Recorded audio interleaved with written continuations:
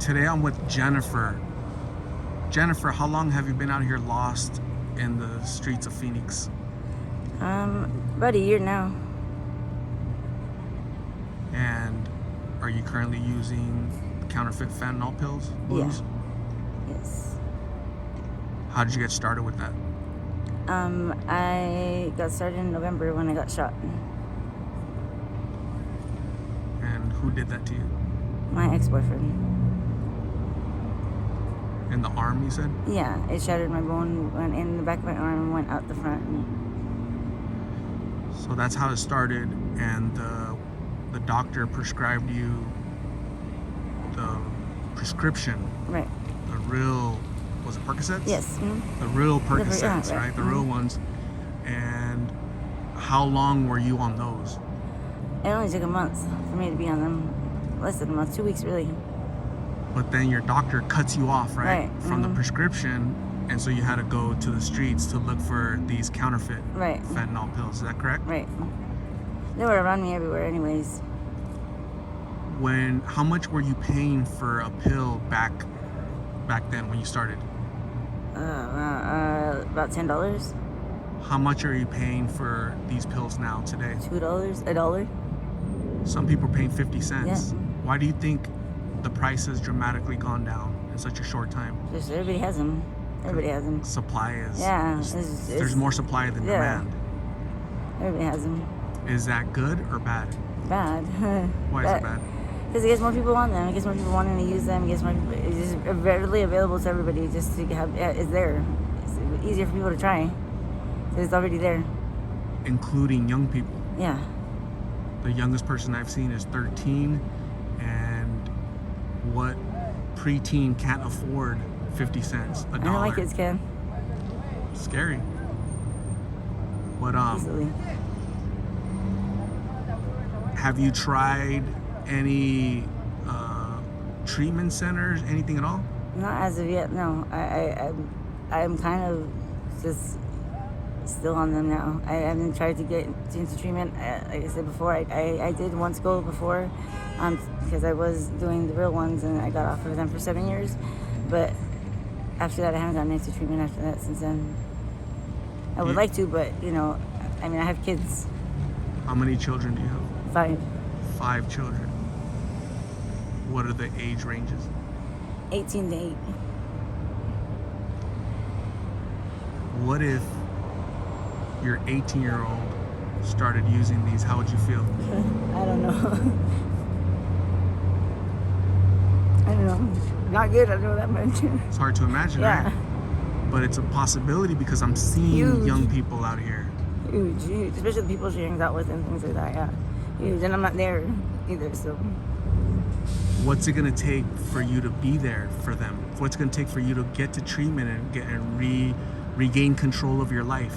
I don't want it to take something bad, because that's what it took my son almost drowning for me to, realize that I needed to not be on anything. So I don't want it to wait that long. I really don't. So hopefully, I'm quite frankly, I'm tired. I do it now because it's a habit, not because I want to. When I ask people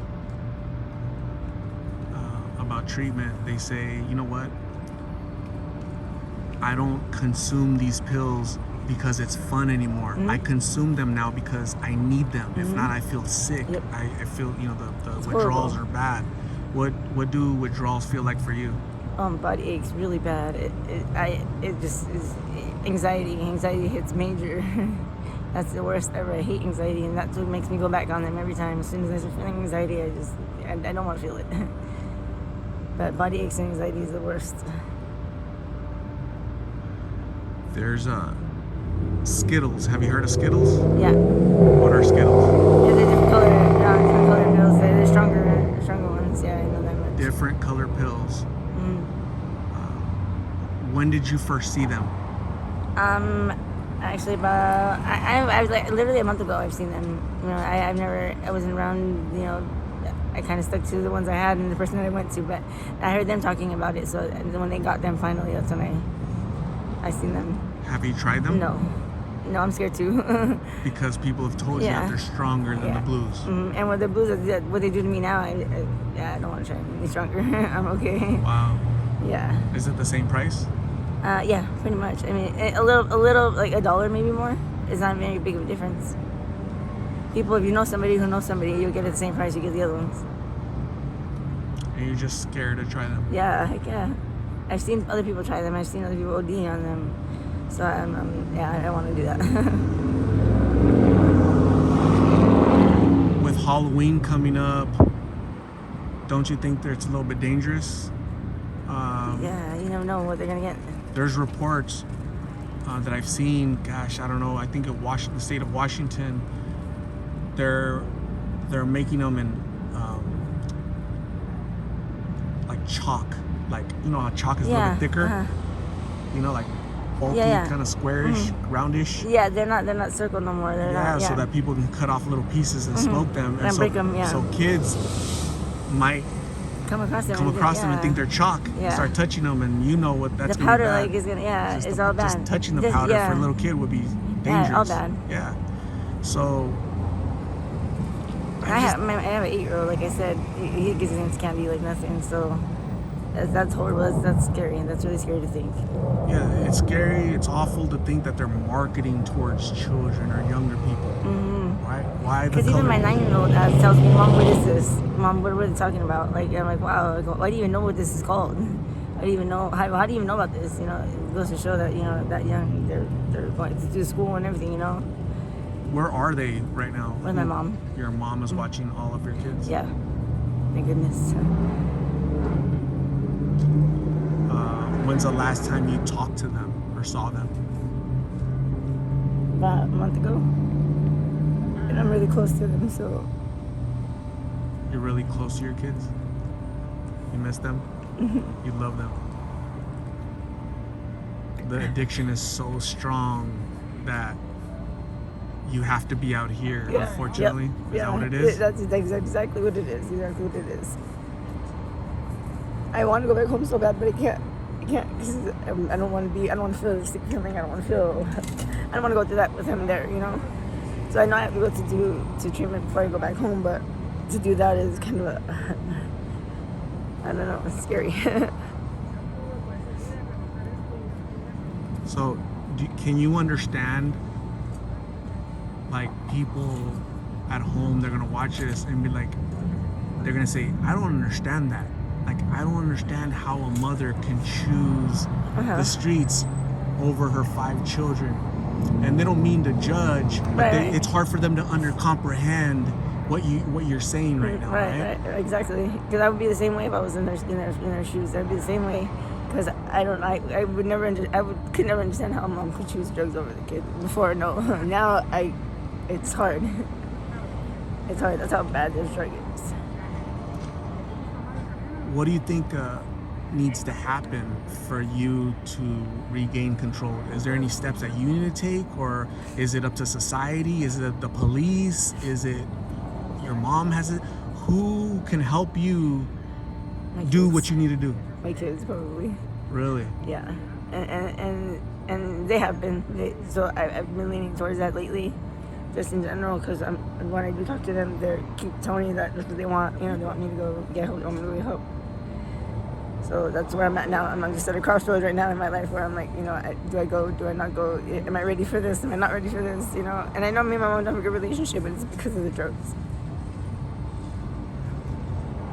The drug is literally breaking your family apart. Your relationship with your children, your relationship with your mom.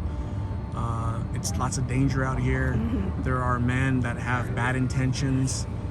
They want to do very evil things to you, and so business owners don't want you around. The police or don't let you sit down for a minute, and so at all angles, you have the weight of the world. Yeah. But ultimately, though, you're gonna be your decision. It's gonna be your choice. It's gonna be. It all falls down to me. It comes down to you. Let me ask you, if you were to blame something or someone for you where you're at today, would you? So, racism, schools, your family, your mom, parenting, yourself. Who would it be? Myself first. Myself. Yeah, definitely myself. I don't put blame on anyone else but myself. I put myself here. You take ownership. Yeah, I definitely put myself here. I wouldn't say it any different.